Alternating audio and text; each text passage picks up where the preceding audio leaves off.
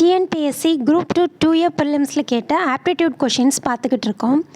தனி வட்டியில் ஏ என்பவர் ரூபாய் 16,000 தொகையை 12% ஆண்டு வட்டிக்கு கடன் வாங்குகிறார்.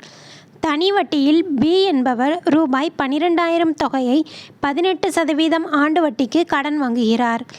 எத்தனை ஆண்டுகளில் இவர்களின் கடன் தொகை சமமாக இருக்கும் அப்படின்னு கேட்டிருக்காங்க. 4 ஆப்ஷன்ஸ் கொடுத்துருக்காங்க. இது எப்படி சால்வ் பண்ணலான்னு பார்க்கலாம். எத்தனை ஆண்டுகளில் இவர்களின் கடன் தொகை சமமாக இருக்கும்னு கேட்டிருக்காங்க. கடன் தொகைனா அமௌண்ட் ரெண்டு பேருக்கும் எப்போ ஈக்குவலாக இருக்குன்னு பார்க்கணும். அமௌண்ட்டுக்கு ஃபார்முலா என்ன? Principal plus simple interest.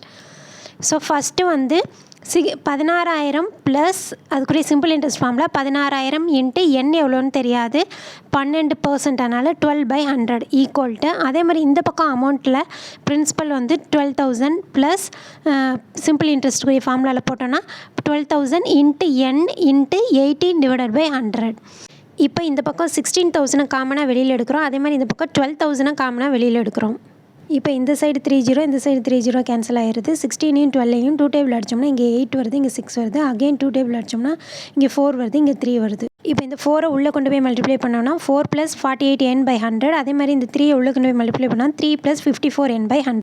இந்த 3 இந்த பக்கம் வந்துச்சுன்னா 4 - 3 1 வந்துடும். அதே மாதிரி இந்த 48n/100 அந்த பக்கம் போச்சுன்னா 54n - 48n/100ன்னு வந்துடும். 54லேருந்து 48 சப்ட்ராக்ட் பண்ணோன்னா 6 வந்துடும். 6n/100ன்னு வரும். இப்போ n கண்டுபிடிக்கணும்னா n = 100/6ன்னு வரும்.